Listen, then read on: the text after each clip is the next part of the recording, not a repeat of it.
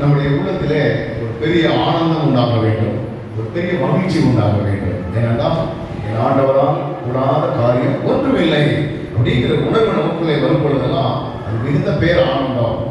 வேதம் சொல்லுகிறது, யாக்கோபு தன்னுடைய மகன் யோசேப்பு மரித்து போனான் என்கிற ஒரு செய்தியை மற்ற பிள்ளைகளின் மூலமாக ஒரு ரெக்கார்டிகளால் சில சாட்சிகளை எல்லாம் பார்த்ததுனால மகன் மரித்து போனான் என்று அவன் அழ ஆரம்பித்தான். அதனுடைய கவலை அவரை வாட்டியது. ஒரு நாள் கழிச்சு இப்ப அந்த யோசேப்பினுடைய சிந்தனையே அவருக்கு போய்விட்டது. அது மறுபடியும் ஒரு காலகட்டத்தில் யோசேப்பு உயிரோடு இருக்கிறான் அப்படிங்கிற ஒரு செய்தி யாக்கோபுக்கு சொல்லப்படுகிறது.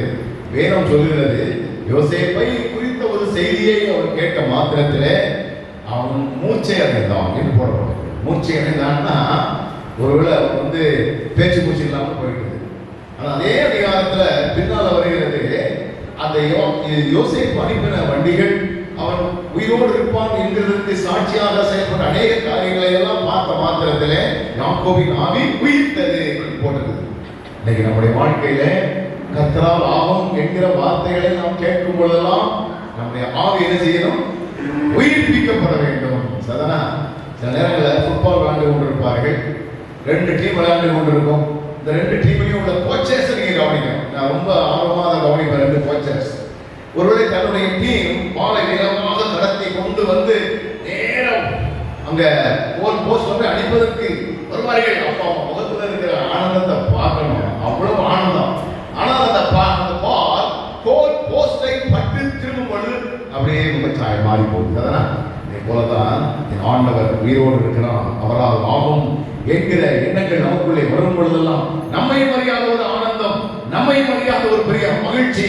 நான் ஜீவிக்கிற ஆண்டவரை ஆராதித்துக் கொண்டிருக்கிறேன். அதனால பாட்டு சொல்கிறது, பயப்பட வேண்டாம், நீ கலங்கிட வேண்டாம், கர்த்தரால் ஆகும். நீங்க நிறைய நேரங்களில் இதெல்லாம் அவரால் எங்க முடியும்? சில சொல்வார்கள், கடவுளே வந்தால் காப்பாற்ற முடியாது அப்படின்னு சொல்லி அறியாமை சொல்லக்கூடிய மக்கள் இருக்கிறார்கள். என் ஆண்டவரா எல்லாம் கூடும் என்பதை நாம் மறந்து போய்விடக்கூடாது. ஒரு நானே என்னுடைய வீட்டிலே ஒரு ஸ்டூடியோ வைத்து என்னுடைய பையன் அதை கவனித்து வருகிறான். நம்பிக்கை டிவி, இன்னும் லோக்கல் சேனல்கள் எல்லாம் நிறைய சேனல்கள் என்னுடைய செய்திகள் ஓடிக்கொண்டிருக்கிறது. ஒரு நாள் அவன் போய் எடிட் பண்ணிவிட்டு வரும் பொழுது மிகுந்த சோகத்தோடு வந்தான். ரொம்ப வேதனை. காரணம் என்ன? ஒன் டிவியிலே உள்ள எல்லா உள்ள ஐட்டங்கள் எல்லாம், ஒன் டிவி என்பது நமக்கு அந்த ஹார்ட் டிஸ்க், அதில் உள்ள எல்லாமே கரெக்ட் ஆகி போச்சு, உள்ளுக்குள்ள எல்லாமே போச்சு. அதனால் ஏகப்பட்ட ஃபைல் உள்ளே கிடக்கிறது. என்ன செய்வது? தடுமாற்றம். எப்படியாவது நாம் அதை ரெக்கவர் பண்ணிதான் ஆக வேண்டும் என்கிற ஒரு நிலை. அந்த நிலையிலே அவன் வரும்பொழுது அந்த காரியத்தெல்லாம் பார்க்கும்போது அவ்வளவு மனவேதனை. அந்த டிவியினுடைய விலை 4000 ரூபாய், 5000 ரூபாய் ஆகும். ஆனால் அதுக்குள்ள கிடக்கிற மேட்டர்ஸ், ஏகப்பட்ட ஜிபியினுடைய ஃபைல்ஸ் அங்கே இடத்துல உண்டு. அதை எப்படியாவது ரெக்கவர் பண்ணணும், எப்படியாவது ரெக்கவர் பண்ணணும். சென்னைக்கு ஒரு கம்பெனிக்கு ஃபோன் பண்றான், ஒரு அதனுடைய பிரான்ச் கோயம்புத்தூருக்கு ஒரு ஃபோன் பண்றான். எதா இருந்தாலும் சரி, நீங்க அந்த டிவி எங்களுக்கு அனுப்பணும், நாங்க அதை பார்த்து முடியுமா முடியாதா என்று பார்த்து சொல்வதற்கு இத்தனை ஆயிரம் ஆகும், வேற ஒரு ஜிபியை ரெக்கவர் பண்றதுக்கு இவ்வளவு ஆகும், எல்லாம் தொகையை அனுப்பி கொண்டிருக்கிறார்கள். எனினும் அங்கே சென்னையில் உள்ள ஒரு நண்பருக்கு நாங்கள் ஃபோன் பண்ணோம். நாங்கள் இப்படி ஒருத்தர் தொடர்பு கொண்டிருக்கிறோம், அவங்கள அந்த டிவியை வந்து அனுப்ப சொல்றாங்க. நாங்கள் அதை அனுப்புறதுக்கு பதிலாக நீங்க ஏன் கொண்டு போய் கொடுக்க கூடாது? ஏன்னா அந்த கம்பெனி எங்களுக்கு தெரியாத கம்பெனி, அதனால அறிமுகமானவர்கள் மூலமா நேரில் கொண்டு போனா நல்லா இருக்குமே, நீங்க கொண்டு கொடுக்க முடியுமா? அது உங்களுக்கு நல்ல கம்பெனி தானா, ரெக்கவர் பண்ணி தருவாங்களா அப்படின்னு ஒரு கேள்வி கேட்டோம். எல்லாம் தருவாங்க, ஆனா நீ ஏன் இதை செய்யக்கூடாது என்று ஒரே ஒரு காரியத்தை சொல்லியிருக்கிறார்.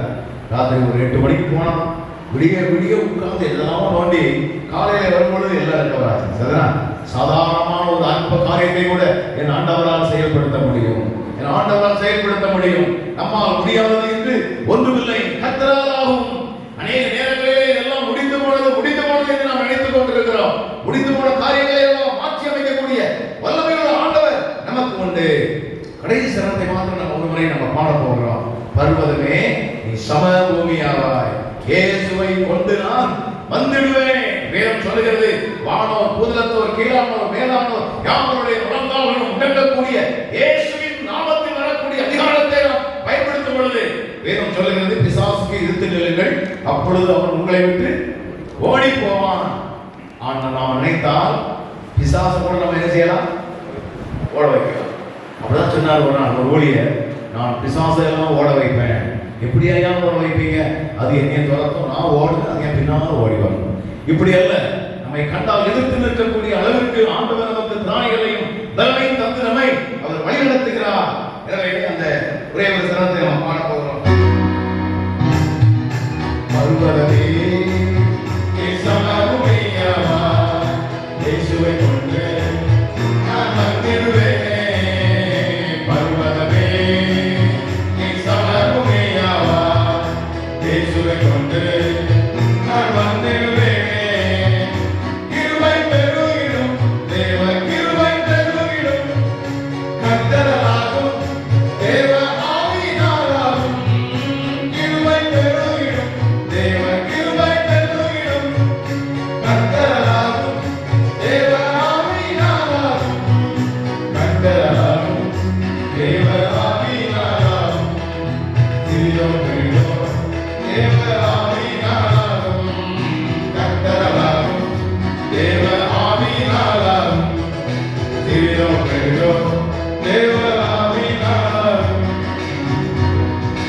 கர்த்தரால் ஆகும் என்கிற வார்த்தையை கேட்கும் போதுதான் நம்ம முகத்திலே ஒரு முக மலர்ச்சி என்ன செய்யணும்?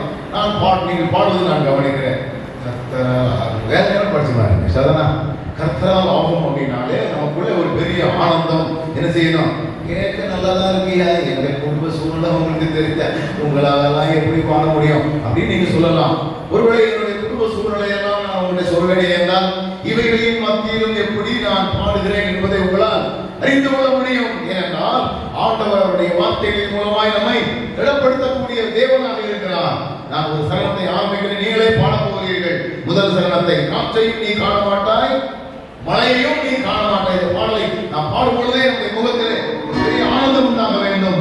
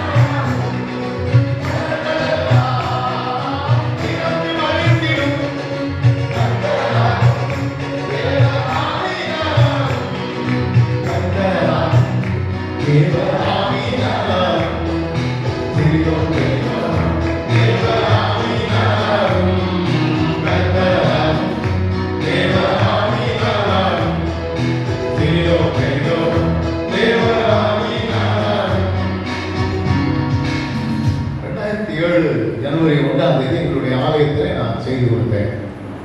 பெரும்பாலும் இந்த கிறிஸ்துமஸ் காலங்கள், ஈஸ்டர் காலங்கள், புதுவருட காலங்கள் எல்லாம் இங்கே நான் போகக்கூடிய ஆலயத்தில் செய்து கொடுக்கிறது பல ஆண்டுகளாக நடந்து வருகிறது. அந்த ஆண்டிலே நான் கொடுக்கும் பொழுது என்னுடைய செய்திக்கு முன்னால் ஒரு அறிவிப்பை கொடுத்தேன்.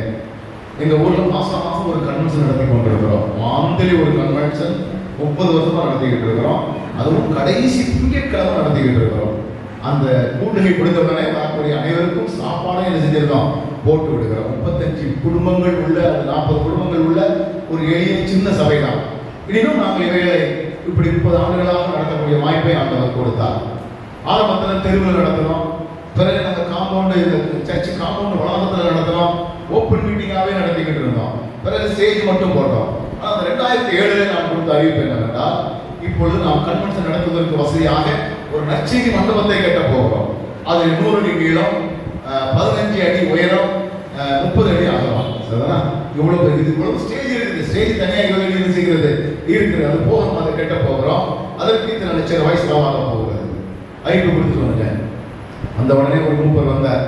நீ யார்கிட்ட கேட்டியா? நீ அறிவிப்பு கொடுத்த. சரிதான்? ஒருத்தரையும் கேட்கல, போதகர்கிட்ட கேட்கல, சபை ஊழியர்கிட்ட கேட்கல, கமிட்டி மெம்பர்கிட்ட கேட்கல, செக்ரட்டரி ட்ரெஸரர் ஒருத்தரையும் கேட்கல. எனக்குள்ள ஒரு அறிவிப்பு கொடுத்தாச்சு. நான் சொன்னேன், ஆண்டவர் என்னுடைய உள்ளத்தில் கிரியை செய்தால் நான் அறிவிப்பு கொடுத்து விட்டேன். ஆண்டவர் ஒன்று சொன்னால் அதை செய்துதான் ஆவா. இப்போ நம்ம ஃபண்டில் எவ்வளோ இருக்குது? 1.5 லட்சம் ரூபாய் இருக்குது. சரிதானா? அப்போ நம்ம ஊரில் வசதியானவர்கள் யாரும் இல்லையே, அதிகமான பணங்களை கொடுப்பதற்கு யாரும் இல்லையே. கர்த்தர் சொன்னால் சொன்னதுதான், கர்த்தர் சொன்னால் சொன்னதுதான். ஆண்டுடைய பெரிய கிருபையினாலே 2007 மார்ச் மாதத்தில் நாங்கள் அதை அஸ்திபாரம் போட்டோம். 2008 மே மாதத்தில் அதை பிரதிஷ்டை பண்ணக்கூடிய வாய்ப்பை ஆண்டவர் கொடுத்தார். அல்லேலூயா. 17 லட்சம் ரூபாய் அப்பொழுது செலவாச்சு. அப்பொழுது 10 நாள் சம்பளம் 165 ரூபாய். இப்பொழுது 800 ரூபாயாக என்ன செய்கிறது? எப்பொழுது எங்க ஊர்ல சரி, சாதாரண ஒரு டிராக்டர், அதாவது 407 வண்டி மணல் வெறும் 1000 ரூபாய்க்கு அடிச்சோம். இப்போ அதுவே கிட்டத்தட்ட 10,000 ரூபாய் போல செஞ்சிருது, வந்து விடுகிறது. ஒரு கிலோ கம்பி 15 ரூபாயாக இருந்துச்சு, இப்போ 75 ரூபாய் என்ன செஞ்சது போய்விட்டது. 3000 சதுரடிக்கு மேலான ஒரு கர்த்தரால் ஆகும். இது எப்படி ஆயிற்று? இல்லாமையில் நடத்துகிற ஆண்டவர் நமக்கு உண்டு. எல்லாத்தையும் உண்டாக்கி வச்சுட்டு அல்ல, என் ஆண்டவர் அனைத்தால் இல்லாதவைகளையும் இருக்கிறவைகளாக அழைக்கிற ஆண்டவர் நமக்கு இருக்கிறார். அல்லேலூயா, அல்லேலூயா. ஒரே ஒரு காரியத்திற்கு நம்ம ஆண்டவருக்கு நன்றி செலுத்திவிட்டு அதற்கு பிற்பாடு நாம் வேத பாடம் வாசித்து செய்திக்கு நேராக நாம் கடந்து செல்ல போகிறோம். எங்கெல்லாம் முதல் முறை நான் செல்கிறேனோ அப்பொழுதெல்லாம் நான் இந்த ஒரு காரியத்தை நான் சொல்வது வழக்கம். எதற்காக ஆண்டவருக்கு நன்றி செலுத்துவது அப்படின்னா, கேட்கப்படாத நம்முடைய ஜெபத்திற்கு ஆண்டவருக்கு நன்றி செலுத்தணும். எதுக்கு நன்றி செலுத்தணும்? கேட்கப்படாத ஜெபம். இன்னைக்கு நிறைய பேருடைய கவலை என்னன்னா, ஆண்டவர் என்னுடைய ஜெபத்தை கேட்க மாட்டேங்காரு, நான் அவர் கேட்க மாட்டாருன்னு சொல்லிட்டு தான் நான் ஜெபம் பண்றதே இல்லை. அதுக்காக நான் ஆட்களை நியமித்து விடுகிறேன். என் மனைவி ஜெபம் பண்ணுவா, அவங்க கிட்ட சொல்லி ஜெபம் பண்ணுவேன், இவங்க கிட்ட சொல்லி ஜெபம் பண்றேன் அப்படின்னு சொல்லி விடுகிறார்கள். ஒருவேளை நீங்க 10 வருஷத்துக்கு முன்னால, 25 வருஷத்துக்கு முன்னால சில காரியங்களுக்காக நீங்க ஜெபித்திருப்பீர்கள். அந்த ஜெபத்திற்கு பதில் இல்லாமல் இருந்திருக்கலாம். ஆனால் நீங்க ஜெபித்த ஜெபத்தை விட ஆண்டவர் உங்களை நடத்தின விதங்கள் ரொம்ப வித்தியாசமா இருந்திருக்கலாம். நினைப்பதற்கு மேலாக ஆண்டவர் உங்களை நினைத்திருக்கலாம். இப்போ அதை நினைத்து எந்த ஜெபத்திற்கு ஆண்டவர் பதில் கொள்ளாமல் அதற்கு பதிலாக ஆண்டவர் உங்களை எப்படி நடத்தினாரோ அதை நினைத்து ஆண்டவருக்கு நம்ம என்ன செய்ய போறோம்? இது இந்த பண்டிகை ஆண்டவருக்கு நன்றி செலுத்தக்கூடிய ஒரு பண்டிகை. நீங்க நிறைய நேரங்கள்ல ஆண்டவரே இந்த ஆடிக்கையில ஒரு 7-5 ட்ரெஸ்ஸாவது எடுக்கக்கூடிய வாய்ப்பை அனுப்பித்தீரே தோத்திரம் ஈஸியா சொல்லிடுவோம் நம்ம. ஒரு காலத்துல பாத்தீங்கன்னா எங்க ஊர்ல அநேகர் உண்டு, தினம் வேசிய காலையிலே வந்து குளிக்கிற கிணத்துல தான் குளிப்பாங்க. அவர்கள் முதல்ல வேசிக்கு என்ன செய்வாங்க, சோப்பு போட்டு அதை காய வைப்பாங்க, அது காய மட்டும் குளிப்பாங்க. அதான் வேஸ்ட், எக்ஸ்ட்ரா ட்ரெஸ்ஸே கிடையாது. இப்போ அப்படி அல்ல, வீரவர் அடக்கி முடியல, கழிக்கவும் மனசு வர மாட்டேங்குது, எல்லாம் நினைஞ்சு போகுது. அந்த அளவுக்கு ஆண்டவர் நமக்கு துணிமணிகளை கொடுத்திருக்கிறான். முந்தி பாத்தீங்கன்னா சாதாரண சாப்பாடு ஒரு நேரம் தான் பொங்குவாங்க, தண்ணியை ஊற்றி போட்டு 2 வெங்காயம் 2 பச்சை மிளகாய் அல்லது கொஞ்சம் வத்தலை சுட்டு அல்லது கருவாடி ஏதாவது ஒண்ணு போச்சு அதை கஞ்சி குடிக்கிற வழக்கம் உண்டு. இப்போ ஒருத்தர் வீட்லயும் என் பிள்ளைகள் அது திங்காது அப்படின்னு சொல்லிடுவோம். நம்ம இன்னைக்கு பூரி சாப்பிட்டாதான், ஃப்ரைட் ரைஸ் சாப்பிட்டாதான் அது நமக்கு ஒரு பெரிய மதிப்பாகவே நமக்கு என்ன செய்கிறது இருக்கிறது. அப்போ சாப்பாட்டுக்கு கொடுக்கக்கூடிய பணச்செலவுகள் ரொம்ப அதிகம் இருக்கிறது.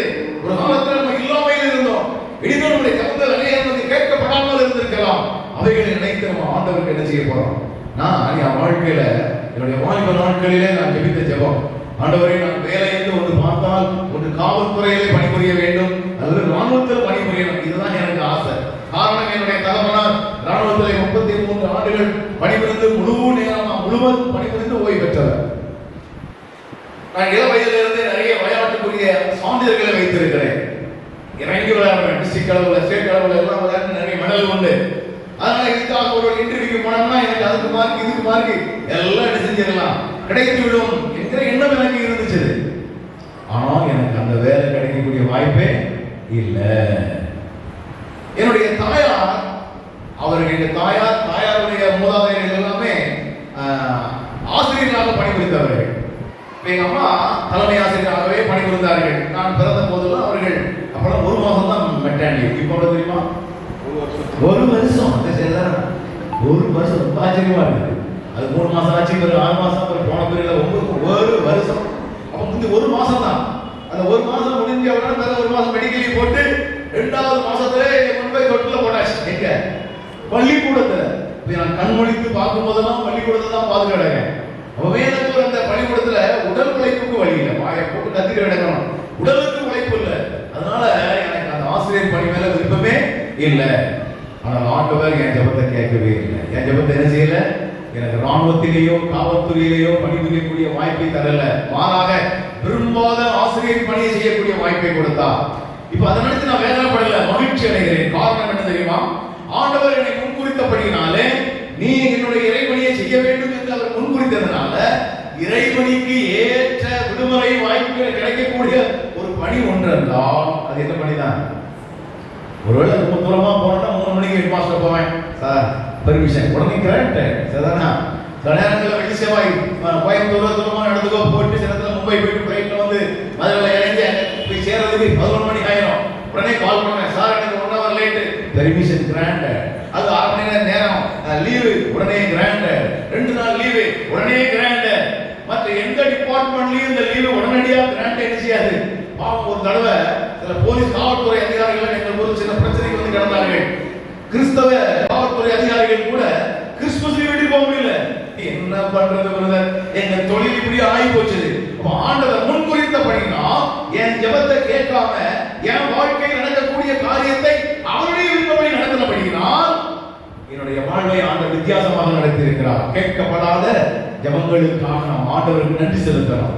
சில நேரங்களில் படிச்சா இந்த குரூப் தான் படிக்கணும்னு நினைச்சிருப்போம், படிச்சா இந்த காலேஜில தான் படிக்கணும்னு நினைச்சிருப்போம், பார்த்தா இந்த வேலை தான் பார்ப்பேன்னு நினைச்சிருப்போம், பார்த்தா இப்படிப்பட்ட பிசினஸ் தான் பார்ப்பேன்னு நினைச்சிருப்போம். ஆனால் ஆண்டவர் வேலையெல்லாம் மாற்றி வித்தியாசமான சில காரியங்களை எல்லாம் செயல்படுத்தக்கூடிய கிருபைகளை ஆண்டவர் தந்திருக்கலாம். ஆனால் இப்ப நினைச்சு பார்த்தா நல்ல நேரம் ஆண்டவரே என் ஜெபத்தை நீர் அப்படி கேட்காம இப்படியெல்லாம் நீங்க மாற்றி அமைத்தீரே, அதற்காக உமக்கு தோத்திரம். வேதவசனமே தெளிவாக சொல்கிறது. பரிசுத்த பவுல் தன்னுடைய சரீரத்தினுடைய பலவீனங்களுக்காக அவர் ஜெபித்தார். வேதம் சொல்கிறது ஆண்டவர் அந்த ஜெபத்திற்கு பதில் என்ன செய்யல, கொடுக்கல. அதற்கு பதிலாக சொல்லிவிட்டார், பலவீனத்திலே என்னுடைய பலன் பூரணமாய் விளங்கும் என்று அவர் சொல்லிவிட்டார். எங்க ஊர் பக்கத்துல டோனாவூர் அப்படின்னு ஒரு ஊர் இருக்கு. உங்களுக்கு டோனாவூர் கேள்விப்பட்டிருக்கீங்களா? டோனாவூர் என்றாலே உங்களுடைய ஞாபகத்திற்கு வருவது ஏமி கார்மைக்கேல் அம்மையார். சரியா?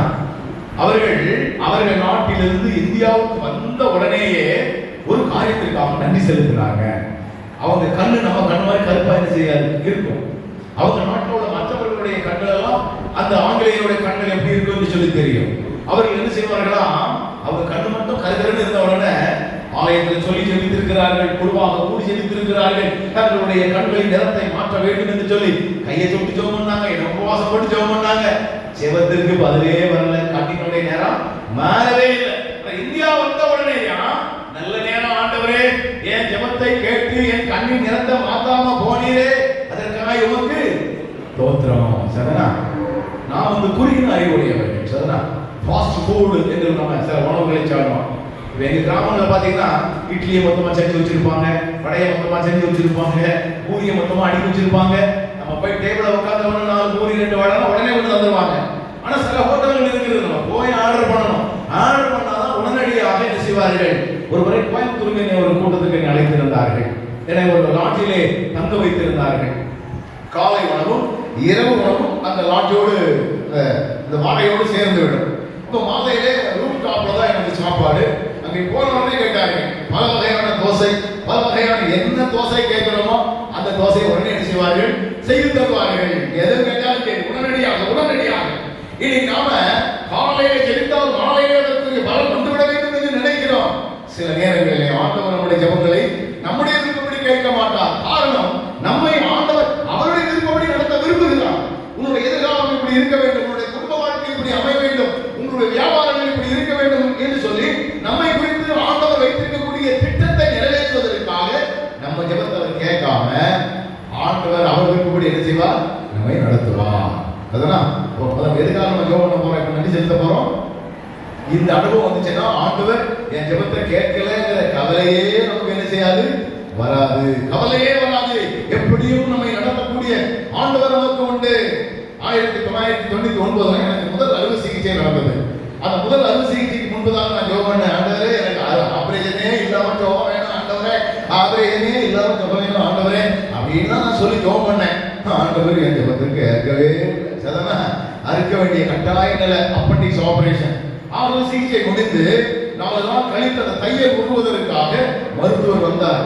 வந்தவொடனே அவர் பேசினார், சார் உங்க வயிற்றுக்குள்ள அறுத்து உடலுக்குள்ள இருக்கிற கொழுப்பை பார்த்தா நீங்க எப்படிதான் உயிரோடு இருக்கிறீங்களேன்னு எனக்கு என்ன செய்யல. காரணம், என்னுடைய தகப்பனார் ராணுவ வீரர். அவங்க 1954 வாங்கின துப்பாக்கி உண்டு. 1973 ஓய்வு பெற்று வந்தாலும் தினம் எங்க வீட்டுல அவங்க அந்த கிராமங்கள் இருக்கிறதுனால எதையாவது வைத்து கறி உண்டு வீட்டுல. அதெல்லாம் அதை தின்னு எனக்கு என்ன ஆகி போச்சுது, கொழுப்படைச்சு இருந்திருக்குது. இந்த கொழுப்பை கரைக்கிறதுக்கு ஆண்டவர் எனக்கு ஒரு அறுவை சிகிச்சையை அனுமதித்தார். அன்னைக்கு போன கொழுப்பு இன்ன வரைக்கும் என்ன செய்யல. இந்த மருத்துவர் சொன்னா, வழக்கம் போல தைக்கிற முறையில உங்களுக்கு தைக்க முடியல பிரதர், நீங்க எப்ப தடை பார்த்தாலும் ஒரு முண்டு மாதிரி ஒண்ணு என்ன செய்யும் இருக்கும் அப்படின்னு சொன்னாங்க. இது ஏன் சொல்லுகிறேன், என்னுடைய சரீரத்தை செப்பனிடுவதற்காக ஆண்டவர் என்னுடைய ஜெபத்தை கேட்கல. இப்ப நம்ம எல்லா கண்களையும் மூடினவர்களாய் உங்க சிந்தனைகளை எல்லாம் அப்படியே 20 வருஷத்துக்கு பின்னால கொண்டு போறீங்க, அல்லது 10 வருஷத்துக்கு பின்னால கொண்டு போறீங்க. இதற்காகவா நீங்கள் ஜெபித்து அதற்கு பலனில்லை பதிலில்லை என்று எண்ணி நீங்கள் வேதனைப்படுத்தீர்களோ, அதற்கு பதிலாக ஆண்டவர் உங்களை எப்படி நடத்தினாலோ அதற்காக நம்ம ஆண்டவருக்கு நன்றி செலுத்த போகிறோம். நல்ல நேரம் ஆண்டவரே எனக்கு இப்படி ஒரு வேலையை கொடுத்து, நல்ல நேரம் ஆண்டவரே எனக்கு இப்படி ஒரு மனைவியை கொடுத்து, நல்ல நேரம் ஆண்டவரே எனக்கு இப்படி ஒரு கணவரை கொடுத்து, என் விருப்பப்படி போயிருந்தா என் வாழ்க்கை எப்படியோ போயிருக்கும் ஆண்டவரே, என் ஜெபத்தை நீ கேட்காமல் என்னை விதமாக நடத்தினீரே ஸ்தோத்திரம். ஏன் நம்ம வாய்களை திறந்து கண்களை மூடினவர்களாய் ஆண்டவரை நோக்கி பார்த்து ஆண்டவர் கேட்கப்படாத ஜெபத்திற்காக ஏன் ஆண்டவருக்கு நம்ம நன்றி செலுத்தக்கூடாது, ஏன் ஆண்டவருக்கு நம்ம நன்றி செலுத்தக்கூடாது? Thank you Lord. ஹalleluya ஹalleluya. ஆண்டவர் அதை விரும்புகிறார். இந்த ஜெபத்தின் மூலமாக, இந்த துதியின் மூலமாக நாம் பெற்றுக்கொள்ளக்கூடிய காரியம் என்ன? ஆண்டவரிடத்தில் என்னுடைய விருப்பம் என்ன ஆண்டவரே, உம்முடைய விருப்பப்படி என்னை நடத்தும், உம்முடைய விருப்பப்படி என் பிள்ளைகளை நடத்தும், உம்முடைய விருப்பப்படி என்னுடைய தொழில்களை நடத்தும், உம்முடைய விருப்பப்படி என்னுடைய ஊழியங்கள் இருக்கட்டும், உம்முடைய விருப்பப்படி ஒவ்வொரு காரியங்களும் இருக்கட்டும் ஆண்டவரே என்று நாம் கேட்க வேண்டியது அவசியமான ஒன்றாக இருக்கிறது. எல்லாரும் வயதிருக்கிறது கேட்கப்படாத ஜெபத்திற்காக நமக்கு ஸ்தோத்திரம் ஆண்டவரே. 10 வருஷத்துக்கு 12 வருஷத்துக்கு முன்னால் நீங்க கேட்ட ஜெபத்திற்காக பதில் இல்லாமல் இருக்கலாம். ஆனால் ஆண்டவரை போங்க நடத்துகிற விதங்கள் ஒரு அருமையான இடத்திலே நீங்கள் வந்து தாபரிக்கக்கூடிய வாய்ப்பை கொடுத்திருக்கிறார் ஆண்டவர். வேலை வாய்ப்பை கொடுத்திருக்கிறார், தொழிலை கொடுத்திருக்கிறார், நல்ல ஒரு திருச்சபையில் அங்க வைக்கக்கூடிய வாய்ப்பை கொடுத்திருக்கிறார், நல்ல குழந்தை பாக்கியத்தை கொடுத்திருக்கிறார். ஆண்டவரே இவைகளெல்லாம் உடைய ஈவு ஆண்டவரே. அநேக காரியங்கள் நான் கேட்டு பெற்றுக்கொண்டதல்ல, நீராகவே எங்களுக்கு கொடுத்தது ஆண்டவரே. நான் குறுகின அறிவிலே கேட்ட அநேக காரியங்களை நீ தரவில்லை, மாறாக நீராகவே என்னுடைய வாழ்க்கை நடத்துகிறேன். அதற்காக ஸ்தோத்திரம் ஆண்டவரே. உந்தன் சேத்தம் போல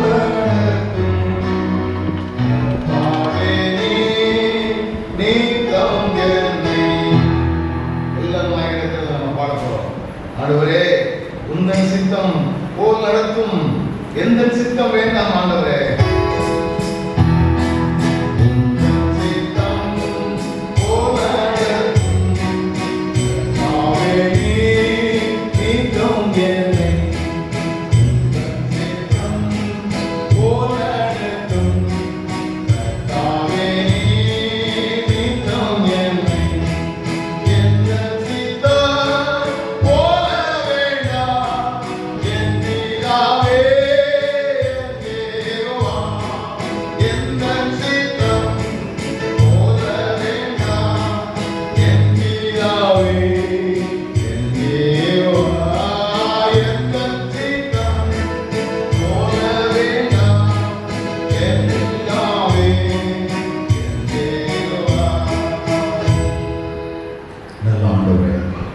ஒரு பாடலை நாங்கள் கருத்தோடு பாடணும், ஒரு காரியத்திற்காக கருத்தோடு நன்றி செலுத்தவும்.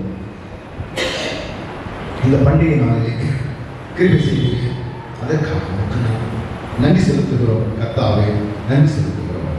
இப்பொழுது நாங்கள் கேட்டிருக்கிற வேத பகுதியை உங்களுக்கு ஆசீர்வதித்தாலும் அதை தொடர்ந்து நீங்கள் எங்களோடு பேசும் தெளிவான சத்தியங்களை கேட்டு எங்களை நாங்கள் செப்பனிட்டுக் கொள்ள எங்களுக்கு உதவி செய்கிறோம். இயேசுவின் நாமத்தில் ஜெபிக்கிறோம் நல்ல பிதாவே, ஆமென்.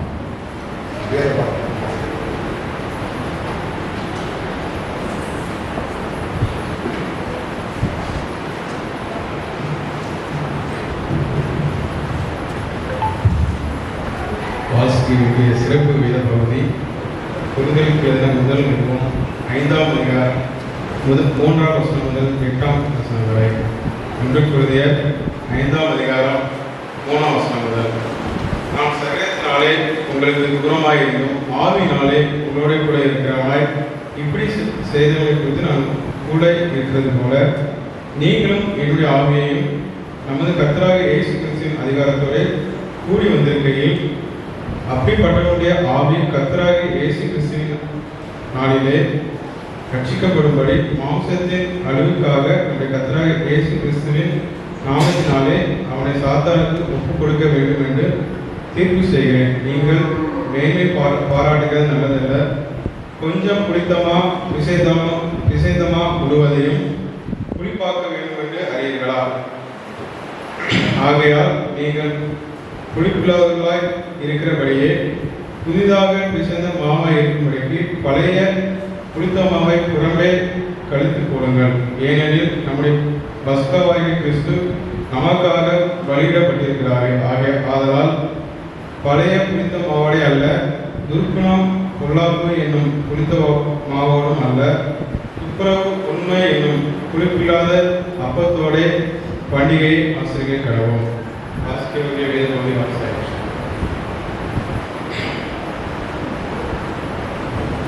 மறுபடியும் இயேசுவின் நாமத்திலே நான் உங்களை வாழ்த்துகிறேன். எல்லாருடைய கரங்களிலுமே பாட்டுத்தாள் இருக்கும் என்று நான் நம்புகிறேன். அந்த பாட்டுத்தாளினுடைய கடைசியிலே என்னுடைய பெயர் மற்றும் ஊழியர்களை பற்றிய சில விவரங்கள் உண்டு. ஞாபகம் வரும்பொழுதெல்லாம் நீங்கள் ஜெபித்துக் கொள்ள உங்களை அன்பாக வேண்டுகிறேன். ஒவ்வொரு புதன்கிழமையும் காலை 7 மணி முதல் 8 மணி வரைக்கும் நம்பிக்கை அப்படிங்கிற தொலைக்காட்சியிலே என்னுடைய செய்திகள் ஒரு 4 ஆண்டுகளாக வந்து கொண்டிருக்கின்றன. தொடர்ந்து வாய்ப்புகள் வரும்பொழுது நீங்கள் அதை பார்த்துக்கொள்ள உங்களை அன்பாக வேண்டுகிறேன்.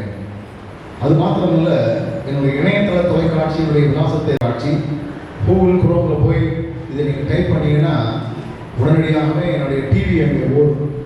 அது 24 மணி நேரமும் ஓடுவதற்கு வேண்டிய கிருபைகளை ஆண்டவர் தந்திருக்கிறார். இப்போ சில நேரங்களில் கம்ப்யூட்டர் ஆன்லேயே இருக்கும், சில நேரம் கரண்ட் இல்லாமல் சில நேரம் ஆஃப் ஆகி போகும். மற்றபடி மேக்சிமம் அது முழுமையாக ஓடுவதற்குரிய வாய்ப்புகளை ஆண்டவர் தந்து கொண்டு இருக்கிறார்.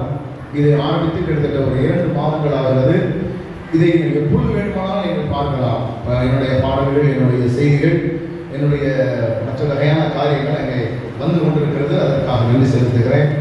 என்னுடைய யூடியூப் விலாசமும் போட்டிருக்கிறேன். நான் படித்த இந்த பாட்டுத்தாளையில் உள்ள அனைத்து பாடல்களுமே இது போக ஏராளமான பாடல்கள் அந்த யூடியூப்பில் உண்டு. நீங்கள் எப்பொழுது வேண்டுமானாலும் அதை நீங்கள் பார்த்துக்கொள்ள உங்களை அன்பாக வேண்டுகிறேன். இந்த நாளிலும் கூட ஒரு அருமையான ஒரு பண்டிகை ஆராதனைக்குள்ளாக நாம் கடந்து வருவதற்கு ஆண்டவர் உதவி செய்திருக்கிறார். எங்களுடைய திருமணத்திலும் இப்படி ஒரு பண்டிகையை நாம் நடத்துவது வழக்கம். அங்கே நடக்கிற அந்த பண்டிகைக்கும் இங்கே நடக்கிற பண்டிகைக்கும் உள்ள வித்தியாசம் என்ன அப்படின்னா, பண்டிகை நாங்கள் ஒருவேளை ஏற்கனவே 35-40 குடும்பமாக இருக்கும். ஆனால் பண்டிகை ஆராதனை பார்த்தீங்கன்னா 69 பேர் இருப்பாங்க. எப்படி அப்படின்னா, எங்கள் சொந்தங்களெல்லாம் கூப்பிடுவோம். சரிதான், அவங்க ஊரில் பண்டிகை நம்மளெல்லாம் கூப்பிடலை அப்படின்னா சிலர் போல சொல்லுவாங்க. இப்போ என் கூட பிறந்தது, என் மனைவி கூட பிறந்தது, இந்த சமூக வழி யாரெல்லாம் உண்டோ கிட்டத்தட்ட நாங்கள் வீட்டில் இருக்கிறது நாங்கள் 6 பேர் இருந்தாலும் 50 பேருக்காவது நாங்கள் என்ன செய்யணும், சாப்பாடு போடணும். இப்படி ஒவ்வொரு குடும்பமும் என்ன செய்வார்கள், ஜனங்களை வரவழைப்பார்கள்.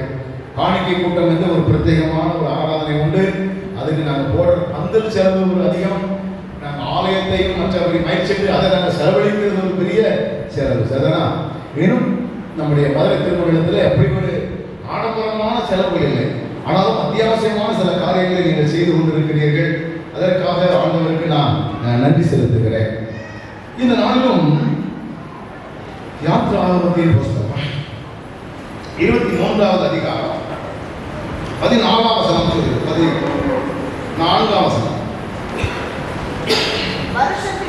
வருஷத்திலே 3 தரம் எனக்கு பண்டிகை ஆசரிப்பாயாக. அந்த 3 பண்டிகை நம்ம கிறிஸ்துமஸ், வருஷ பிறப்பு, நியூ இயர், ஈஸ்டர் அப்படின்னு நினைச்சுக்கிட்டு இருக்கிறோம். ஆனால் அந்த நாட்களிலேயே 3 வகையான பண்டிகைகளை அவர்கள் கொண்டாடினார்கள். அது கட்டாயமாக்கப்பட்ட ஒன்றாக காணப்பட்டது. இந்த பண்டிகை கொண்டாடுவதனுடைய நோக்கம் என்ன என்பதை குறித்து தான் நாம் இந்த நாளிலே உங்களோடு என்னுடைய செய்தியை பகிர்ந்து கொள்வதற்கு ஆண்டவர் உதவி செய்வாராக. 3 வகையான பண்டிகை எவைகள் எல்லாம் என்றால், ஒன்று பஸ்கா பண்டிகை, இன்னொன்று கூடார பண்டிகை, இன்னொன்று சேர்ப்பு கால பண்டிகை, அல்லது நாம் கொண்டாடி கொண்டிருக்கிற தோத்திர பண்டிகை. இதற்கு அர்ப்பின் பண்டிகை அப்படிங்கிற ஒரு பெயரும் உண்டு. ஒவ்வொரு பண்டிகையுமே கொண்டாடுவதற்கு ஒரு நோக்கத்தோடு அவைகளை கொண்டாடினார்கள்.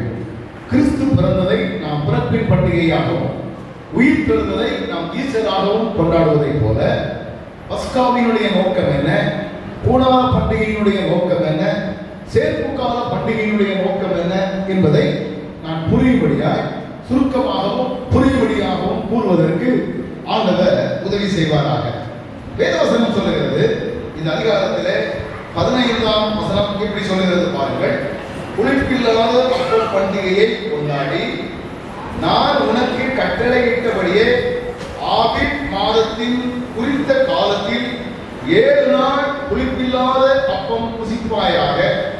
அந்த மாதத்தில் எகிப்திலிருந்து புறப்பட்டாயே, என் சன்னதியில் வெறும் கையோடு வர வேண்டாம் என்று அங்கே சொல்லப்பட்டிருக்கிறது. பஸ்கா பண்டிகையினுடைய முக்கியமான காரியம் என்ன அப்படின்னா, இதுவரையிலும் நான் எகிப்திலே அடிமையாக இருந்தேன். எகிப்தியர்கள் என்னை அடிமைப்படுத்தி வைத்திருந்தார்கள்.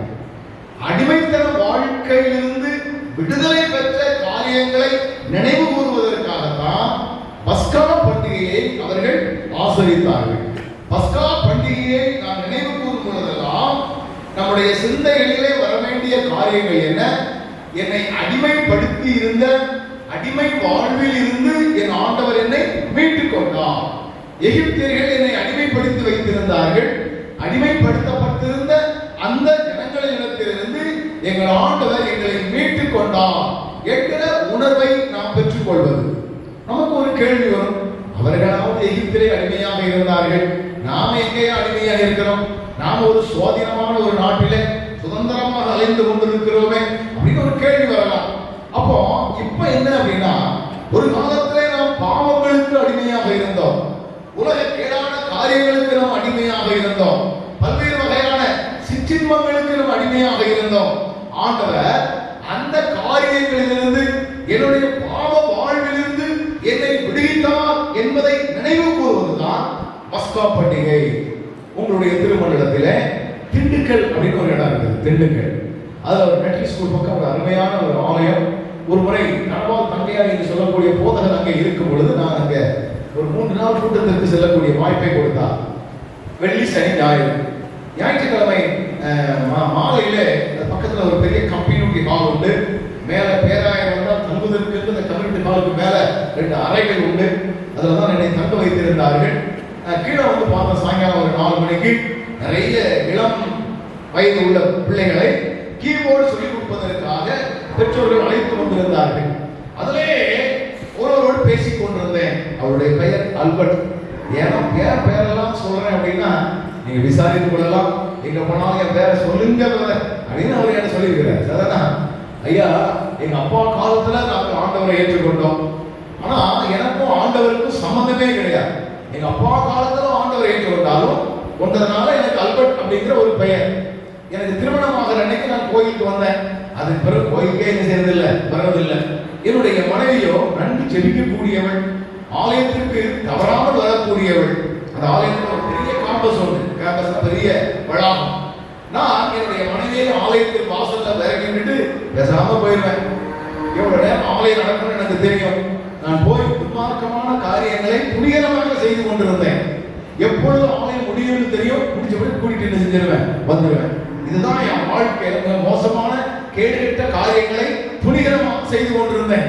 நல்ல வருமானம் எனக்கு இருந்தது, பணம் போன ஒரு வாழ்க்கை எனக்குள்ளே இருந்தது. இப்படி இருக்கும் பொழுது அப்ப சொல்றாரு, நான் கிட்டத்தட்ட வந்து ஒரு 6 வருஷமாக இருக்கும்.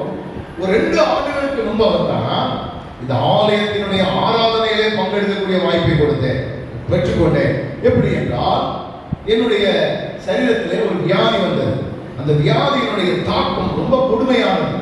ஒருவேளை நான் பிழைக்கவே மாட்டேன் என்று நிர்பந்தமான ஒரு நிலை.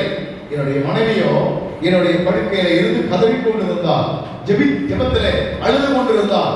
கிருபையாக என் மனைவியினுடைய ஜெபத்தை ஆண்டவர் கிருபையாக கேட்டு எனக்கு ஒரு அற்புதமான சுகத்தை கொடுத்தார். இப்ப அந்த வியாதியிலிருந்து விடுதலை கொடுத்த பிற்பாடு நான் ஆலயத்திற்கு வர ஆரம்பித்தேன். வேத வசனங்களை நான் கற்றுக்கொள்ள ஆரம்பித்தேன். வியாதியிலிருந்து மாத்திரமல்ல, என்னுடைய பாவ வாழ்வில் இருந்தும் ஆண்டவர் என்னை விடுவித்தார். நான் எத்தனையோ ஆண்டுகளாக கிறிஸ்தவர்களாக நான் வாழ்ந்து கொண்டிருந்தாலும் 2 ஆண்டுகள் தான் நான் மறுபிறப்படைந்திருக்கிறேன் என்கிற நிச்சயம்.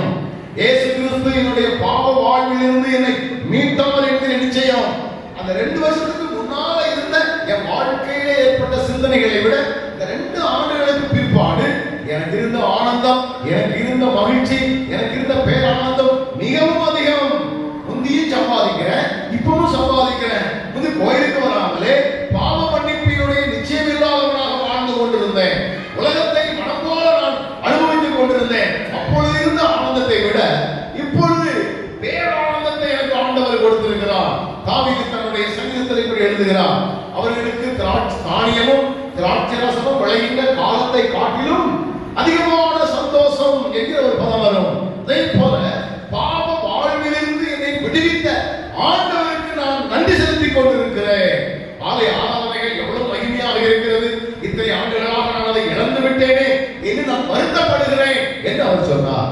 பஸ்கா என்பது பாவ வாழ்விலிருந்து, அடிமைத்தன வாழ்விலிருந்து ஆண்டவர் என்னை மீட்டுக் கொண்டார் என்கிற உணர்வை பெற்றுக் கொள்வதுதான் என்பதை நாம் மறந்துவிடக் கூடாது. 2வது உபாகமத்தின் புஸ்தகம் 16வது அதிகாரம் 13 வாசகம்.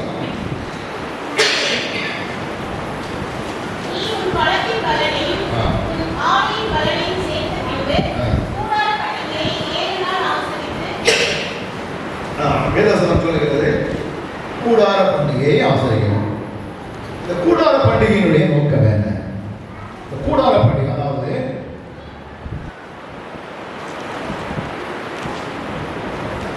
அடிமைத்தன வாழ்க்கை வாழ்ந்து கொண்டிருந்த இஸ்ரவேல் ஜனங்களை ஆண்டவர் விடுவித்து விட்டார். விடுதலை பெற்ற பிற்பாடு நேரடியாக உடனடியாக போய் நம்ம எங்கேயாவது டிரான்ஸ்ஃபர்ல போனோம் அப்படின்னா முதல்ல வீடுலாம் இருக்கா எல்லாம் பார்த்து செட் பண்ணி வைத்து தான் என்ன செய்வோம், நம்ம குடும்பத்தை கூட்டிட்டு வருவோம். சரிதானா? இப்போ ஆண்டவர் அவர்களை எகிப்திலிருந்து அழைத்து செல்கிறார்.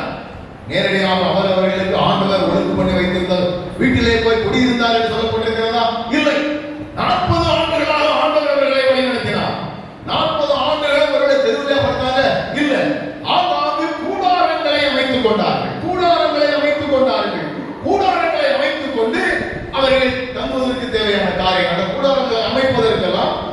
நேரம் செலவழியார். நான் இள வயதாக இருக்கும் பொழுதெல்லாம் ஒரு சில இன மக்கள் இருக்கிறார்கள். இந்த கருவாலி அப்படின்னு ஒரு பார்வை உண்டு. கருவாலி, கௌதாரி என்று சொல்வார்கள். இதை பிடிக்கக்கூடிய நனிக்குறவர்கள் என்று சொல்லக்கூடிய ஒரு இனம். அவர்கள் ரொம்ப விசேஷமாக 2 மாட்டை வைத்திருப்பார்கள். இந்த மாடு பின்னால போய் அழகா போய் என்ன செஞ்சிருவாங்க, அதை பிடிச்சிருவாங்க. அவர்கள் என்ன செய்வார்கள், ஆங்காங்கு வந்து குடிசை போடுவார்கள். நல்லா டென்ட் போட்டு ஒரு 10 நாள் இடத்துல உட்காருவாங்க. அங்கே ஃபுல்லாக வேட்டையாடுவாங்க. ஒரு ஜோடி 100 ரூபாய், இப்போ 200 ரூபாய் சொல்றாங்க. அந்த மாதிரி அவர்கள் செய்வார்கள். அதே போல கூடாரங்கள் எல்லாத்தையும் பிரிச்சுட்டு கொண்டு போயிருவாங்க. அதே போல ஆண்டவர் இஸ்ரவேல் ஜனங்களை அடிமைத்தன வாழ்க்கையிலிருந்து மீட்டார். மீட்டது மாத்திரமல்ல, அவர்களை ஆண்டவர் வழிநடத்தினார். கூடாரங்களில் வைத்து அவர்களை போஷித்தார். போகும் பொழுதெல்லாம் அவர்கள் தேவைக்குரிய பணத்தை கொண்டு போனார்களா? இல்லை. சாப்பாட்டுக்குரிய ஏதாவது கொண்டு போனாங்களா? இல்லை, ஒன்றுமே இல்லை. ஆண்டவரே அவர்களுடைய தேவைகளை சந்தித்தார். ஆண்டவரே அவர்களை போஷித்தார். ஆண்டவரே, வேதவசனம் சொல்லுகிறது, பகலிலே மேக ஸ்தம்பம், இரவிலே அக்கினி ஸ்தம்பம். இஸ்ரவேல் ஜனங்களை ஆண்டவர் வழிநடத்தி கொண்டு வரும் பொழுது பிரச்சனைகள் வராமல் இல்லை. சில மக்கள் எதிராக வந்தார்கள். சில ஒருவேளை கசப்பு கலந்த தண்ணீர் அவர்களுக்கு வந்தது. நிறைய நெருக்கடிகளை எல்லாம் அவர்கள் தாண்டினார்கள். செங்கடல் வந்தது, யோர்தான் பிரவாகித்து வந்தது. இவைகளை எல்லாம் தாண்டக்கூடிய அளவிலே ஆண்டவர் அவர்களை வழிநடத்தினார். அப்ப கூடார பண்டிகையினுடைய நோக்கம் என்ன? இதுவரை என் ஆண்டவர் என்னை நேர்த்தியாக நடத்தினார். இதுவரை என் ஆண்டவர் என்னை நேர்த்தியாக நடத்தினார். கண்ணின் மணி போல என்னை பாதுகாத்தார். கடந்த நாட்களிலே ஆண்டவர் நடத்தின விதங்களை எல்லாம் எண்ணி பாருங்கள். இளமை பருவங்களிலே ஆண்டவர் உங்களை எப்படி நடத்தினார்? வாலிப பருவங்களிலே ஆண்டவர் உங்களை எப்படி நடத்தினார்? அல்லது முதுமை பருவங்களிலே எப்படி நடத்தி கொண்டிருக்கிறார்? திருமணத்திற்கு முன்பு எப்படி நடத்தினார்? திருமணத்திற்கு பின்பு எப்படி நடத்தி கொண்டிருக்கிறார்? ஆண்டவருடைய நடத்துதலை எல்லாம் எண்ணி பார்த்தால் அநேக நேரங்களிலே நமக்கே வியப்பாக இருக்கும். இப்படியெல்லாம் நாம் வாழ்வோம் நினைத்தே பார்க்க முடியாது. இப்படியெல்லாம் சில காரியங்களை அனுபவிப்போம் நினைத்தே பார்க்க முடியாது. ஒரு முறை நானும் என்னுடைய மனைவியும் மும்பைக்கு செல்லக்கூடிய ஒரு வாய்ப்பு கிடைத்தது. பல முறை சென்றிருக்கிறோம். அது முதல் முறை செல்லும் பொழுது நடு வானில் விமானம் பறந்து கொண்டிருக்கிறது. என் மனைவி என்னை பார்க்கிறார். அவருக்கு ஆனந்த கண்ணீர் வருகிறது. ஆண்டவரே, நாங்கள் இந்த விமானத்தில் எல்லாம் பறக்கக்கூடிய வாய்ப்பை எங்களுக்கு கிருபையாக கொடுத்தீரே. சதரா, ஏன் சொல்லுகிறேன் என்றால், நான் 1980 பெங்களூரில் படித்தேன். படிக்கும் பொழுது நான் படிக்கக்கூடிய இடத்துக்கு பக்கத்தில் தான் இந்த ஏர்போர்ட் உண்டு. வருஷத்திற்கு ஒரு முறை அங்கே ஒரு பெரிய கண்காட்சி நடத்துவார்கள். அப்ப நாங்கள் மாணவர்கள் எல்லாம் போய் அந்த விமானத்துல ஏறி இறங்கும். நிற்கிற விமானத்துல அதை தொட்டுலாம் பார்ப்போம். எப்படியாவது ஒரு முறை நான் வந்து பெங்களூர்ல இருந்து மெட்ராஸ் வரைக்கும் விமானத்துல வரணும்னு முயற்சி பண்ணேன். அதுக்குரிய காசுலாம் இருந்துச்சு. அப்ப நிறைய சொன்னாங்க, இல்லப்பா நீ பஸ் கவுன்சில ஏறி இறங்க மாதிரி போக கூடாது. அதெல்லாம் போனா அதுக்கு ஒரு கௌரவம் வேணும். கார்ல போய் எனக்கு பயன்படுத்தினாங்க. சரிதானா? என்னுடைய ஆசை அப்போது நிராசையாக இருந்தது. இப்பொழுது வருஷத்துக்கு பலமுறை இப்படிப்பட்ட காரியங்களை நாம் பார்க்கக்கூடிய வாய்ப்புகளை ஆண்டவர் தந்திருக்கிறார். இவர்களை எல்லாம் எண்ணி பார்க்கும் பொழுது ஆண்டவர் நம்மை நடத்துகிற விதங்கள், தேவைகளை சந்தித்த விதங்கள், வியாதிகளும் உபத்திரவங்களும் பாடுகளும் வந்த பொழுது அவைகளிலிருந்து நம்மை விலக்கி பாதுகாத்து நடத்தின விதங்கள், அறுவை சிகிச்சை நேரங்களிலே கர்த்தரை கண்மணி போல காத்த விதங்கள். நான் ஒரு பலமுறை கார்ல மோதி இருக்கிறேன். என் கார்ல பின்னால வந்து மோதி இருக்கிறேன். பைக்ல வந்து இப்ப கடைசியா போனவங்க விழுந்து எந்திரிச்சிருக்கிறேன். இப்படி எல்லாம் விழுந்து எழுதும் பொழுதும் ஆண்டவர் நம்மை கிருபையாக நம்மை நடத்தி இருக்கிறார், பாதுகாத்து இருக்கிறார். ஆண்டவர் நம்மை நடத்தி வந்த பாதைகளை நினைத்து பார்க்கும் பொழுதெல்லாம் இந்த கூடார பண்டிகையை நினைத்துக் கொள்ள வேண்டும். ஆண்டவருக்கு நன்றி செலுத்த வேண்டுமா? இதுவரை என்னை நடத்தினீரே, என் பிள்ளைகளுடைய காரியங்களை நடத்தினீரே, ஆண்டவரே எங்கள் குடும்ப காரியங்களை நடத்தினீரே என்று சொல்லி ஒவ்வொன்றாக நாம் நினைத்து பார்த்து ஆண்டவருக்கு ஆண்டவர் செய்த சகல உபகாரங்களையும் நினைத்துக் கொண்டு, ஆண்டவர் இம்மட்டுமாய் நம்மை பராமரித்து வந்த காரியங்களை நினைத்துக் கொண்டு நாம் ஆண்டவருக்கு நன்றி செலுத்த வேண்டும். சதனா, பஸ்கா பண்டிகை என்பது அடிமைத்தன வாழ்க்கையிலிருந்து நம்மை விடுவித்தது நினைவு கூர்ந்த பண்டிகையை ஆசரிப்பது. கூடார பண்டிகை என்பது ஆண்டவர் நம்மை நடத்தி வந்த பாதைகளை நினைத்து நாம் ஆண்டவருக்கு நன்றி செலுத்துவது. கடைசியாக ஒன்றை சொல்லி நான் முடிக்க விரும்புகிறேன். 23வது அதிகாரம் யாத்திராகமம் 16வது வசனம் இப்படி சொல்லுகிறது. 16வது வசனம், நீ வயலில் விதைத்த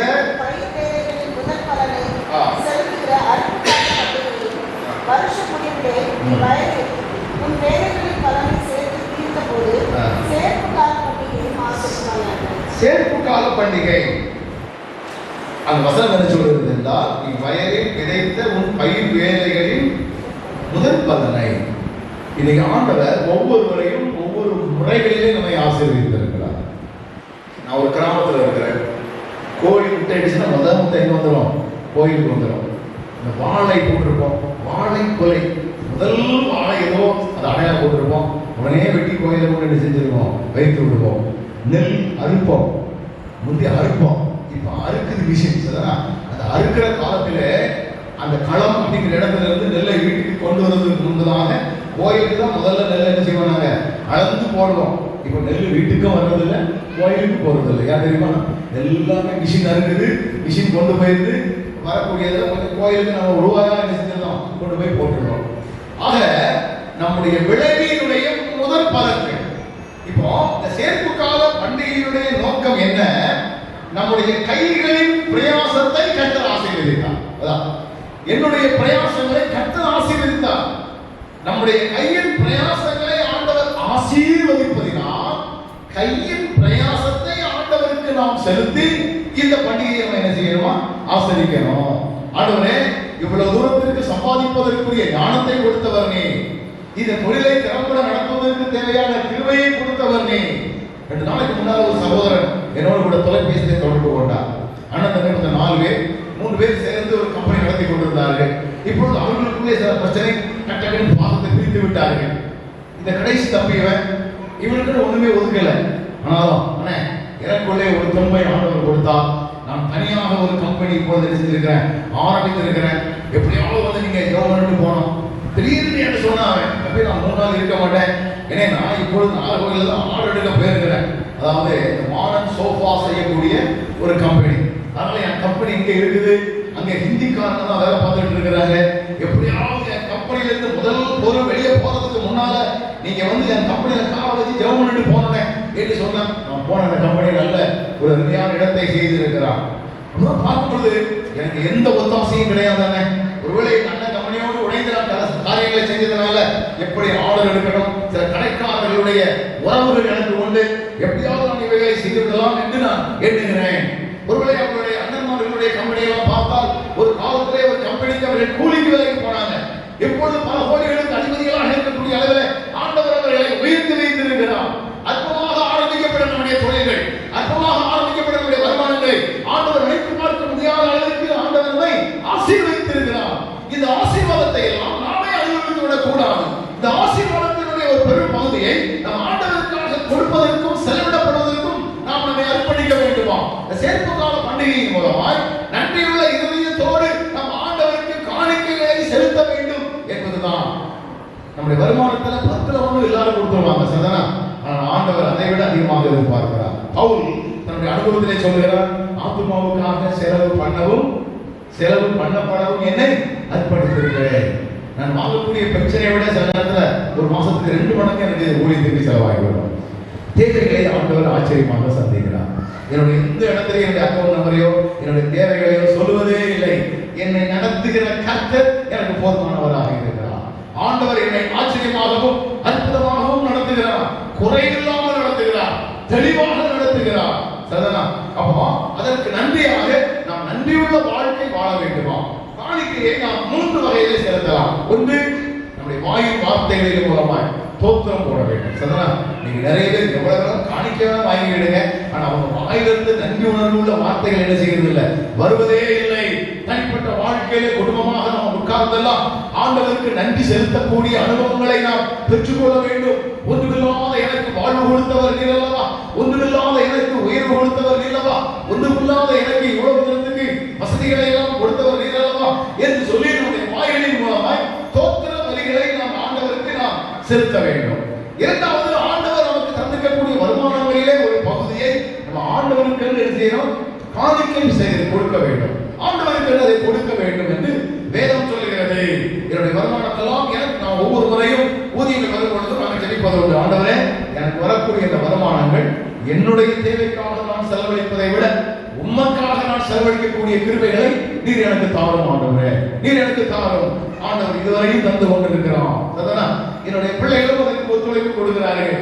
என்ன இப்ப அப்பா இப்படிப்பட்ட காரியத்தெல்லாம் செஞ்சு நம்ம குடும்பத்தினுடைய ஒருவேளை மாசம் 50,000 60,000 போய் கொண்டிருக்கிறது, இதெல்லாம் ஒன்றுமே இல்லாம இருந்துச்சுன்னா மாசம் 50,000 மிச்சம் ஆயிடுவேன் அப்படின்னு நினைத்திருந்தால் எனக்கு ஒருவேளை குடும்பங்களில் ஒரு மனதில்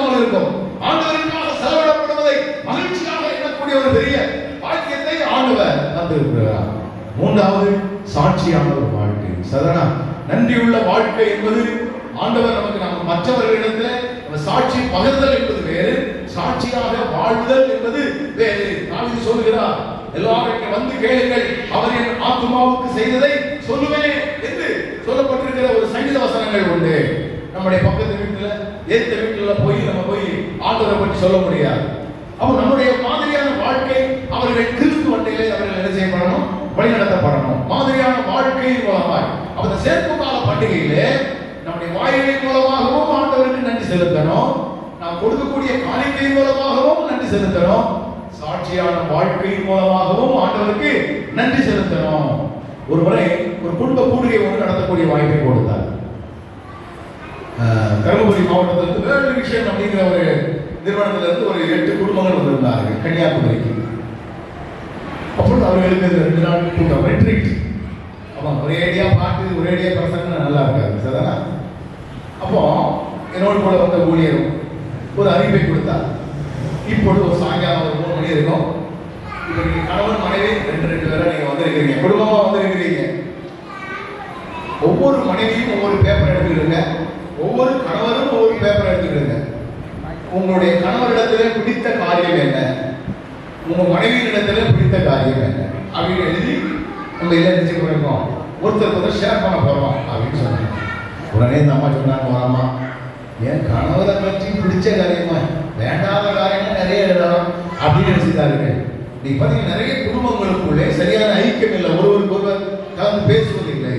அப்போ புரிந்து கொள்ளுதல், ஆண்டவர் நமக்கு இப்படிப்பட்ட ஒரு குடும்ப வாழ்வை கொடுத்திருக்கின்றாரே, அடிக்கடி நம் கணவன் மனைவியாக இணைந்து கரங்களை கொடுத்து நாம் ஆண்டவருக்கு நன்றி செலுத்தக்கூடிய ஜெபங்களை ஏறெடுக்கக்கூடிய ஒரு பெரிய பாக்கியத்தை நாம் பெற்றுக்கொள்ள வேண்டும். சதனா வேதவசனம் சொல்கிறது, நம்முடைய வாய்களினால் ஆண்டவருக்கு நன்றி செலுத்துவோம், நம்முடைய காணிக்கையின் மூலமாக ஆண்டவருக்கு நன்றி செலுத்துவோம், நாம் சாட்சியாக வாழ்வதன் மூலமாக. கடைசியாக ஒரே வசனத்தை ஞாபகப்படுத்தி முடிக்க விரும்புகிறேன். நான் வேத பகுதியிலே வாசிக்கக்கூடிய 1 கொரிந்தியர் 5வது அதிகாரம் 8வது வசனத்திலே, பழைய புளித்த மாவோடே அல்ல, துர்க்குணம் பொல்லாப்பு என்னும் புளித்த மாவோடும் அல்ல, துப்புரவு என்னும் புளிப்பில்லாத அப்பத்தோட பண்டிகையை ஆசரிக்க கடவுள். அதாவது மோசமான செயல்பாடுகளோடு நான் தோத்திரம் செலுத்தினாலும், பாவ வாழ்க்கையை வாழ்ந்து கொண்டே என் ஆண்டவருக்கு எவ்வளவு நன்றி செலுத்தினாலும் அதில் பயன் அல்ல. என் வாழ்வை நான் தேவன் விரும்பக்கூடிய அளவில் என்ன செய்யணும், நான் செப்பனிட வேண்டும். 1985 ஒரு கிராம சபையிலே நான் சபை ஊழியனாக 2 மாதம் நான் நடத்த வேண்டியது இருந்துச்சு. அப்போ அந்த நேரம் பார்த்து அந்த ஊர்ல பண்டிகை வந்துச்சு. அந்த பண்டிகைக்காக ஆலயத்திற்கு முன்பதாக பந்தல் போட்டிருந்தார்கள். நான் எப்பவுமே மணியடிப்பதற்கு முன்பதாகவே அந்த ஆலயத்திற்குள்ள போய் உட்கார்ந்திருந்தேன். பண்டிகை வளாகத்தில், அந்த பந்தல் வளாகத்தில் மணி அடித்த உடனே மக்கள் சபையாரெல்லாம் ஒவ்வொருத்தராக வர ஆரம்பித்தார்கள். அதிலே ஒருவர் வந்தார், நல்ல மயிலுடைய கையை வைத்திருந்தார், இப்படி வச்சிருந்தாரு, இடது கையில பீடி வச்சிருந்தாரு. சரிதான்? அவர் வீட்டுல இருந்து புறப்படும் போது நல்ல நீளமான பேரு அங்கிருந்தே போய் விட்டுட்டு வராரு, வராரு. நான் அதை கவனித்து கொண்டே இருந்தேன். வரும் பொழுதே தெரிந்தது, கையில பைபிள் இருக்கு, அவர் எங்கதான் வராரு, பண்டிகை ஆராதனைக்கு தான் வராரு. வந்தவர் கொஞ்ச நேரமா அந்த பந்தலுக்கு வெளியே நின்றாரு. பிறகு 2 இழுப்பு மூங்கி இழுத்துட்டு அந்த பீடியை கீழே போட்டு காலாச்சி ஒரு நசுக்கிட்டு உள்ள வந்து உட்கார்ந்தார். இதெல்லாம் கவனிச்சுக்கிட்டு இருந்தேன். அவரை பார்த்து சொன்னேன், என்ன பிரதர், இன்னும் 2ஆம் மணி அடிக்கலையே, ஒரு வாரமா உட்காந்து நிற்க வேண்டியதானே அப்படின்னு. சரிதானா? கோயிலுக்குள்ள அதெல்லாம் செய்யக்கூடாது அப்படின்னு.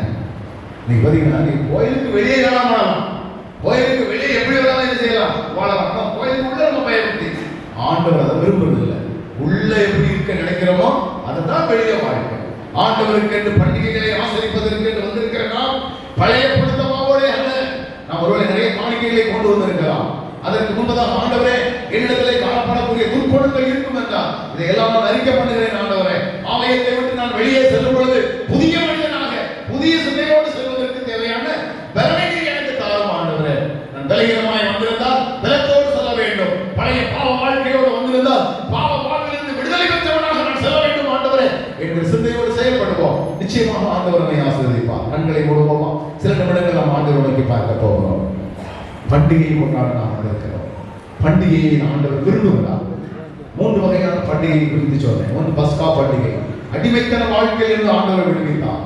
இன்னொன்று கூடார பண்டிகை, ஆண்டவர் என்னை வழிநடத்தினார். இன்னொன்று சேர்ப்பு கால பண்டிகை. இந்த பண்டிகையை தான் நாம் ஆசரித்துக் கொண்டிருக்கிறோம். நம்முடைய கையின் பிரயாசங்களின் மூலமாய் ஆண்டவரை கனப்படுத்தவும், நம்முடைய வாயின் வார்த்தைகளின் மூலமாய் ஆண்டவரை கனப்படுத்தவும், சாட்சியான வாழ்க்கையின் மூலமாய் ஆண்டவரை கனப்படுத்தவும் நாம் அழைக்கப்பட்டிருக்கிறோம். எல்லாவற்றிற்கும் மேலாக பழைய புதித்தமாவோடு அல்ல, பழைய பாவ வாழ்க்கையோடு அல்ல, ஆண்டவரே உடைய பண்டிகையை ஆசரிக்கிற நாங்கள் புதிய பலத்தோடு, புதிய குணத்தோடு, ஆண்டவரே பரிசுத்தமான வாழ்க்கையின் மூலமாய் நாங்கள் இந்த பண்டிகையை ஆசரிக்கக்கூடிய மக்களாய் வாழ்வதற்கு தேவையான கிருபைகளை தாரும் ஆண்டவரே என்று நாம் கொண்டாடுகிறோம். ஆலயத்திற்கு உள்ளாக வந்து பணிந்து கொண்டு நம்முடைய பிள்ளைகள் ஒவ்வொருவரையும் உயிர் தந்த இயேசுவின் நாமத்திலே ஆசீர்வதித்து ஜெபிக்கிறேன். போதகர் ஐயாவுக்காக, அம்மாவுக்காக, அருமையான குடும்ப பிள்ளைகளுக்காக நன்றி செலுத்துகிறோம். இயேசுவின் நாமத்தில் அவர்களை வாழ்த்துகிறேன். திருச்சபையினுடைய ஒவ்வொரு பொறுப்பாளர்கள் ஒவ்வொருவருக்காகவும் நாங்கள் மக்கள் நன்றி செலுத்துகிறோம். என்னை அடிக்கடி கவனித்துக் கொள்கிற அன்பு சகோதரருக்காக, அவருடைய குடும்பங்களுக்காக நன்றி ஆண்டவரே. சபையினுடைய ஆண்டவரே கோயில் பணியாளருக்காக நன்றி செலுத்துகிறோம். ஒவ்வொரு தாய்மாருக்காக, வாலிபர்கள், பிள்ளைகள் ஒவ்வொருவரையும் பயராக, ஒருவேளை இன்னைக்கு சாக்கு போக்கு சொல்லக்கூடிய ஒரு வேலைதான் உண்டு ஆண்டவரே.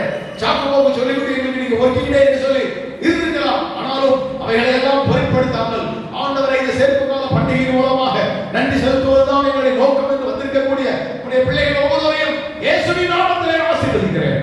கிருபையும் இரக்கமும் கூட இருக்கட்டும். இயேசுவின் நாமத்தில் ஜெபிக்கிறேன் ஜீவனுள்ள நல்ல பிதாவே, ஆமென்.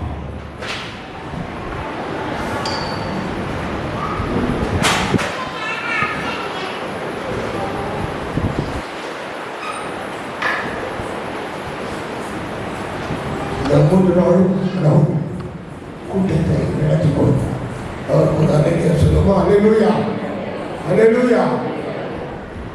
இப்பொழுதும் ஒரு சின்ன டெஸ்ட் உங்களுக்கு. என்ன டெஸ்ட் அப்படின்னா, ஒரு வெள்ளை பேப்பர் எடுத்துக்கோங்க. கைட்டு தான் எழுதணும், பேனாட்டை தான் எழுதணும். வாட்ஸ்அப்பில் எல்லாம் அனுப்பக்கூடாது. உங்கள் பேர் எழுதிக்கோங்க, உங்கள் செல்போன் நம்பர் எழுதிக்கோங்க. 3 நாள் செய்தி கொடுத்த ஐயாவுக்கு நான் நன்றி சொல்கிறேன். அவரை கவனித்துக் கொண்ட ஐயாவுக்கு ஒரு ரட்சணிபுரம் சபையாக சொன்னார்கள், வீட்டில் வைத்து கவனித்துக் கொண்டார்கள். அவர்களுக்கு கமிட்டி அங்கத்தினருக்கு நன்றி சொல்கிறேன். ஒரே 4 கேள்வி. உங்கள் பேர், செல்போன் நம்பரு, தேதி இது கொடுக்கோங்க. வர ஞாயிற்றுக்கிழமைக்குள்ள நீங்கள் நம்ம செக்ரட்டரியா பாஸ்கர் கொடுக்கலாம். முதல் கேள்வி, 3 செய்திகள் கொடுத்தார்கள் ஐயா. ஆண்டவர் கொடுத்தார். செய்தியுடைய தலைப்பு என்ன? அவர்கள் அந்த செய்திக்கு ஆதாரமாக தெரிந்து கொண்ட வசனம் என்ன? முதல் கேள்வி. செய்தியுடைய தலைப்பு என்ன? செய்திகளுக்கு ஆதாரமாக எடுத்துக்கொண்ட வசனம் என்ன? இரண்டாவது கேள்வி, ஐயா இந்த கீபோர்டு அவரே அங்கே கொண்டு வந்தார், காரெல்லாம் வந்திருக்கிறார், இந்த மிக்சர் பாக்ஸ் எல்லாம் அவரே கொண்டு வந்தார். நமக்குன்னு ஒரு 200 தாள் அச்சடிச்சு கொண்டு வந்திருக்காரு. அந்த தாளை இந்த தடவை நீங்கள் எல்லாரும் கொண்டு போயிடலாம். யார் வச்சுக்கலாம், வச்சா இங்கே வச்சுதான் போடணும் இல்லை, கொண்டு போயிடலாம். இந்த பாடல்களிலே உங்களை கவர்ந்த பாடல் எது? உங்களை கவர்ந்த பாடல்கள் எது? அந்த ஏன் உங்களை அது கவர்ந்தது? ரெண்டாவது கேள்வி, உங்களுக்கு கவர்ந்த பாடல்கள் எது?